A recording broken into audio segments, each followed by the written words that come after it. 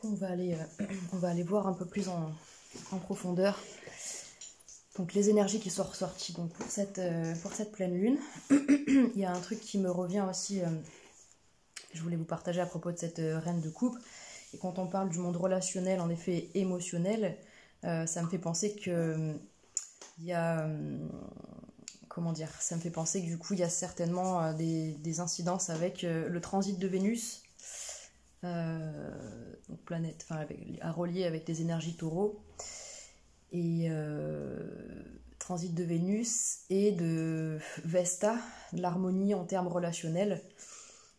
Quand du coup, je vais pas tilter tout de suite, mais là quand je vois la 9 de coupe en effet avec la reine de coupe, voilà, ça me fait penser à vous faire écho à ces énergies-là de relationnel avec Vénus et avec Vesta. Alors, je vais tirer, du coup, ce que je vais faire, c'est que je vais recouvrir avec un autre tarot. Comme ça, on va pouvoir avoir des précisions sur les énergies, sur chacune des cartes. Donc, je tire et je reviens vers vous. Donc, alors, j'ai tiré les cartes de tarot. Donc, en effet, ça ressemble pas à un tarot, mais j'en ai bricolé un. Donc avec un jeu de cartes classique, et j'ai intégré du coup 22 arcanes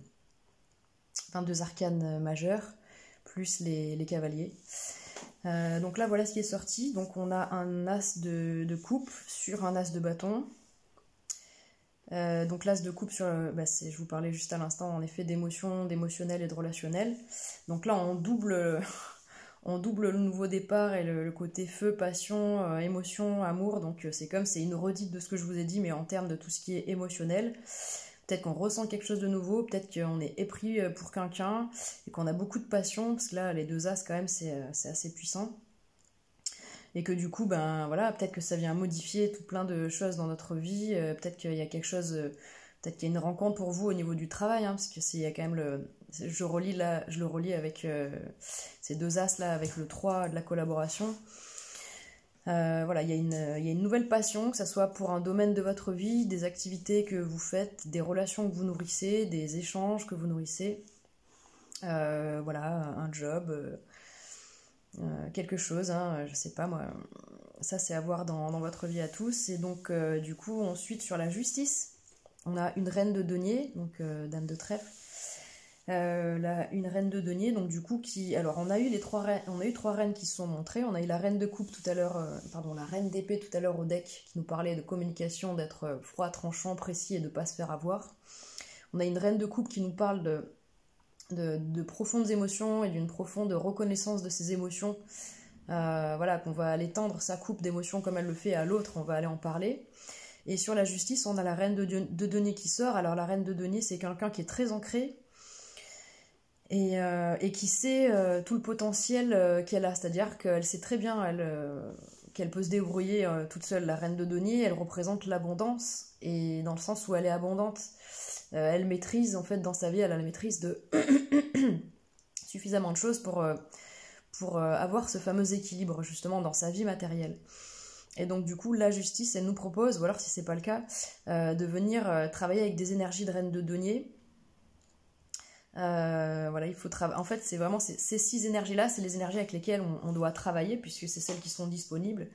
Donc du coup on doit travailler sur de la passion et sur de l'amour, on doit travailler sur trancher, prendre des bonnes décisions et ramener de l'équilibre au sein de notre vie matérielle et financière, certainement, que peut-être qu'il y a beaucoup de personnes pour qui, et on pourrait bien le comprendre, moi la première, dans les contextes actuels, qu'on est en perte d'équilibre, on est en désir de reprendre un équilibre dans sa vie professionnelle et financière, ou peut-être voilà, dans le cadre du foyer, mais quelque chose qui est relié voilà, à de la matière. D'accord ?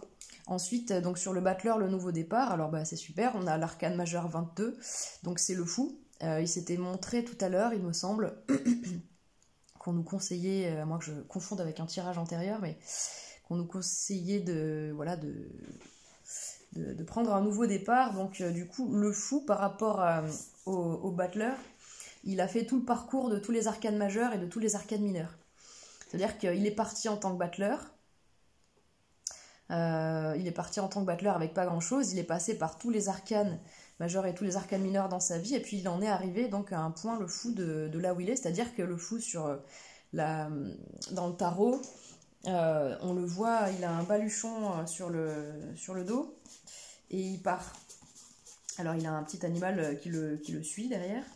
Il part et en fait il part, il n'a pas forcément de plan, il n'a pas forcément de chemin tout tracé, mais par contre il part.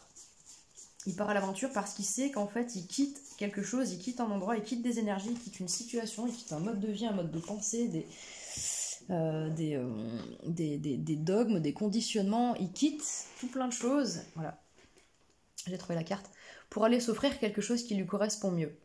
Donc voilà, il a son baluchon, il y a un petit chien qui essaye de le retenir, mais non, il sait très bien qu'il a besoin d'y aller, il a sa canne, il a donc des appuis, et voilà, il est vraiment tourné vers l'avenir, hein, vers la droite, et il regarde vers l'avenir. Donc voilà. Alors après, voilà, si on regarde un petit peu avec ces cartes là quand je viens de parler que lui il regarde vers l'avenir, vers la droite, on voit bien qu'elle, la reine de coupe, par contre, elle regarde vers la gauche, elle regarde au niveau de ses émotions du passé et de tout ce qu'elle a pu vivre, et là ça me fait un peu un écho avec la reine d'épée, ben voilà, voilà, on en a certainement bavé, hein, tous, à certains niveaux, et en effet, c'est pas facile, mais voilà, il faut aller vers les énergies qui nous sont conseillées, c'est d'adopter cette posture du fou, c'est-à-dire de ne pas avoir peur d'aller vers quelque chose de nouveau et d'initier un changement. Voilà, c'est ça que je retiendrai comme message. Je vais tirer les cartes pour le défi et pour l'atout. Alors du coup, sur le défi, le challenge, avec le 3 de denier, il y a le valet d'épée qui ressort. Donc cette carte, c'est vrai qu'elle a mauvaise réputation, parce que du coup, le valet d'épée nous parle d'une énergie assez jeune et immature dans sa communication, voilà, qui est certes plein de vérité et très tranchant, mais qui prend pas de gants, qui peut être assez blessant, donc assez immature, et il peut y avoir cette notion, du coup, hein, c'est vraiment cette carte-là dans le tarot qui l'explique, cette carte de tromperie, de duperie, de mensonge et de trahison. Voilà, bon, ça va un peu loin, trahison, parce qu'on n'est pas sur du 7 d'épée, mais ça reste une épée, et on peut avoir quelqu'un d'un peu sournois, en fait, voilà, sournois, mal intentionné. Donc le défi challenge, c'est d'arriver à cerner dans notre vie, là où on collabore, là où on est dans du partage et de la relation, dans des choses matérielles, d'arriver à cerner dans un premier temps certaines énergies qui sont pas bonnes et qu'il va falloir trancher avec la justice, et aussi de peut-être vous prendre les énergies, en effet, les énergies positives, donc de ce valet d'épée qui parle d'être quelqu'un de très intelligent et d'avoir besoin d'informations supplémentaires, de se renseigner sur des sujets, de se renseigner dans des bouquins sur internet, d'aller demander des conseils, d'aller prendre des informations pour mieux comprendre la situation et les choses. Donc je distinguerai voilà, deux choses, donc se méfier et faire attention à certaines énergies, certaines personnes qui sont pas forcément bien intentionnées, d'arriver à faire le tri et de trancher, de se positionner, et voilà, d'être d'un deuxième côté, d'être curieux et d'essayer de chercher à comprendre et de prendre plus d'informations et d'avoir une communication assez directe, franche et tranchée avec certaines situations. Ensuite, au niveau donc du conseil atout, enfin pardon, pas du conseil, au niveau de l'atout et des choses qui nous aident, des appuis sur lesquels on peut compter, avec le pendu qui nous proposait de changer de regard sur la situation, voilà, en se mettant un petit peu à l'intérieur nous-mêmes pour se sonder. On a un 4 de carreau, donc ça fait un 4 de bâton. Le 4 de bâton, c'est vraiment une énergie de victoire, une énergie de stabilité. Le 4 de bâton, du coup, je vais regarder précisément sur le petit livret ce qu'il est dit. Donc dans le 4 de bâton, en effet, il nous parle vraiment de cet aspect de solidité. On nous parle en effet d'harmonie, de tranquillité et de vie familiale détendue, de repos après l'effort et de retraite. Donc du coup, on parle quand même de choses assez positives avec ce 4 de bâton dans les atouts. C'est que du coup, on peut compter et on doit faire tout pour avoir cette harmonie, cette tranquillité et pouvoir se reposer et se détendre. Donc on a tous, et si vous prenez du temps pour vous, et si vous prenez le temps d'observer la situation sous un autre angle et d'accepter que du coup, bah, en fait, le pendus, c'est quand même la carte du blocage. Donc on a tout, on vous dit qu'en fait, ça vous aide d'être bloqué, ça vous aide de prendre le temps parce que peut-être qu'il faut vraiment que la reine de coupe elle aille en action et en profondeur pour aller déceler dans son émotionnel ce qui va pas et pour mettre en lumière voilà, ce qui est peut-être pas clair pour pouvoir se sentir ben voilà, en harmonie, tranquille dans sa vie familiale, dans son foyer. Voilà, c'est ce que je peux vous dire. Alors, je vais aller tirer une carte sur le résultat et je reviens. Oui, alors attendez, du coup j'en ai fait, j'ai au deck, du coup je vous ai pas montré, mais au deck on a un roi de cœur, donc là du coup on a, avec la reine de coupe, hein, c'est un roi de coupe, c'est la même, enfin c'est la même, c'est-à-dire que ça fait un couple là symbolique, donc on est vraiment dans une idée d'arriver à maîtriser, sonder son émotionnel, d'arriver à parler, donc je pense que là pour beaucoup il est quand même question certainement de relations de couple, vu que symboliquement on a quand même un roi et une reine, et qu'on a vraiment ces deux as qui parlent de passion et d'amour. Voilà. Alors du coup, la carte qui a jailli, c'est la carte suivante. Sur le résultat, sur cette reine de coupe et cette plongée émotionnelle, eh bien on a une énergie, donc plutôt la polarité d'action, hein, donc de roi d'épée. Donc le roi d'épée, c'est la polarité donc inverse, mais ce que je vous expliquais tout à l'heure avec la reine d'épée. Un camp qui est assez froid, assez tranchant, qui prend pas de gants. Et voilà, en résultat, on a ces énergies-là sur une énergie qui est tout l'inverse, dans le féminin et dans la sensibilité, parfois la sensiblerie quand on vit mal nos émotions et qu'on a du mal à les traduire. Et en effet, si on se retrouve en face d'une énergie tranchante, d'épée, de froideur qui paraît pas très disponible en fait en termes d'émotion, d'accord, donc là, vu qu'il est question que de ça et d'apporter de l'harmonie dans du relationnel, c'est vrai que si vous vous êtes confronté à des énergies un petit peu tranchantes, et ben ça peut vous couper un petit peu l'herbe sous le pied.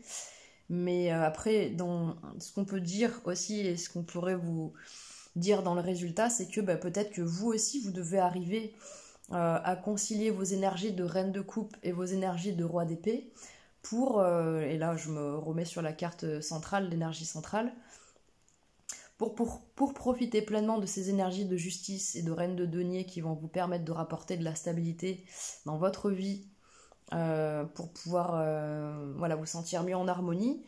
En résultat, il faut passer par vivre ces deux énergies de la reine de coupe et du roi d'épée.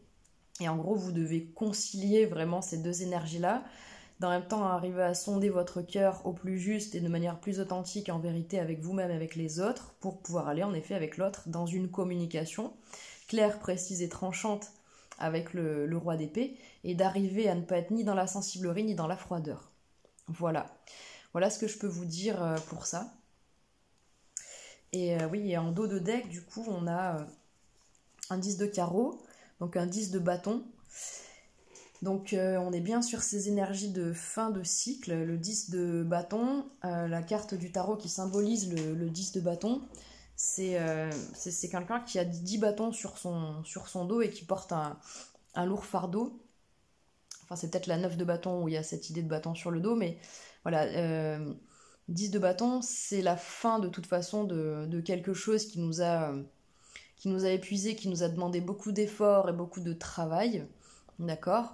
Ça a été rude, mais on a fourni le travail, on est à la fin de quelque chose. On est à la fin d'une série d'expériences compilées là dans notre existence depuis quelques mois, voire quelques années, je pense que c'est plutôt en termes d'années, qui a été comme une longue épopée qui a été rude forcément. Et donc on nous parle voilà, de mettre fin à ce cycle-là douloureux. Voilà. Donc grâce à toutes ces énergies-là. Voilà ce que je peux vous dire sur les énergies qui sont là. Et du coup, on va tirer une énergie donc de conseil Donc je tire ça et je reviens. Ok, alors j'ai tiré donc 2 cartes de conseil avec les 2 tarots. Donc on a le 2 de coupe qui a sauté. Décidément, je bafouille. Donc on a le 2 de coupe qui a sauté. Donc le 2 de coupe, c'est avant tout une énergie de fusion avec soi-même.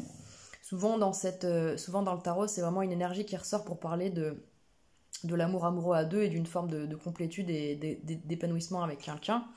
Mais avant tout, avant qu'elle puisse se traduire comme ça dans notre vie, le 2 de coupe, c'est vraiment une énergie qui dit que on va réussir justement à fusionner nos 2 contraires, 2 aspects de nous-mêmes, de nos dualités. On va arriver à sonder son cœur, à arriver à se mettre en accord avec. Donc très chouette cette énergie de conseil. Il nous est conseillé de plonger à l'intérieur de nos émotions pour arriver à se relier en justesse avec ce qu'on ressent. Et donc du coup par-dessus on a le 2, encore une fois une énergie de dualité qui ressort, le 2 de denier. Et donc lui, le 2 de denier, il nous parle de chercher un équilibre d'ordre matériel, donc dans la matière. On doit trouver un nouvel équilibre et donc du coup on jongle avec plusieurs situations. Donc on vous conseille en effet d'essayer d'aller à la rencontre de vous-même et potentiellement à la rencontre de l'autre quand ça sera fait avec vous-même et de jongler avec les situations, de trouver un équilibre entre toutes ces situations, vu que là on est en mode pendu, on est en mode blocage entre guillemets, contraint et forcé pour notre plus grand bien, pour arriver à avoir un nouvel éclairage sur la chose. Donc du coup on est conseillé je pense de patience, parce qu'il y a besoin de temps pour décanter un petit peu certaines choses. Alors du coup en dos de deck avec le premier tarot, là on a en effet, je l'avais pas vu, donc c'est formidable. Ce que je viens de vous dire, donc le 4 d'épée, c'est la carte du repos du soldat après la bataille. Donc pour rejoindre un petit peu cette notion de fin de cycle tout à l'heure avec le 10 de bâton, on a été éprouvé, donc du coup on doit se reposer. Et le 4 d'épée, là, il est parfaitement raccord avec l'énergie du pendu qui nous dit vous êtes contraint et forcé au repos. C'est exactement ce que je viens de vous dire, je l'avais pas vu, c'est absolument chouette. Et voilà, que c'est un temps de guérison pour panser ses plaies, en fait, voilà, tout simplement, pour pouvoir s'apaiser. Et avec l'autre tarot, on a le valet de denier, donc là, qui nous parle de quelque chose de naissant et de nouveau, dans la matière. Donc, il y a des énergies de renouveau et de quelque chose qui est nouveau dans la matière qui arrive. Voilà ce que je peux vous dire sur les énergies de la pleine lune. Donc ça, c'est vraiment les énergies globales. Donc je vais vous poster cette vidéo et je vous invite, je vais vous mettre en lien dans les commentaires et sous cette vidéo. Je vais vous mettre le lien pour aller sur la chaîne, nous rejoindre. Du coup là on sera juste entre nous, on n'est pas nombreux. Mais du coup pour aller voir, on va aller en profondeur. Je vais vous expliquer un petit peu comment je vais procéder, mais j'ai ma petite idée. On va aller en profondeur avec d'autres jeux. On va essayer de cibler, de découper un petit peu les énergies. Ça veut dire que forcément ça se joue pas pareil, ça se traduit pas pareil, ces énergies-là qui sont en cours. On va aller voir de manière plus précise pour nous ce qui va se jouer, ce sur quoi on va travailler et les conseils qui nous sont donnés encore une fois. Et puis on va voir si ça résonne. En tout cas, je vous remercie pour votre attention. N'hésitez pas à aller vous abonner sur la deuxième chaîne, puisque du coup, là, les vidéos que je vais faire, je ne vais pas les poster sur Joy de Vivre, je vais seulement les poster sur Retour aux sources. Voilà. Je vous embrasse, je vous souhaite une très bonne soirée. J'espère que ça vous a parlé. N'hésitez pas à me faire un petit commentaire dans la bienveillance. Et puis moi, je vous embrasse et je vous souhaite une très bonne soirée. Et je vous dis à bientôt. Au revoir.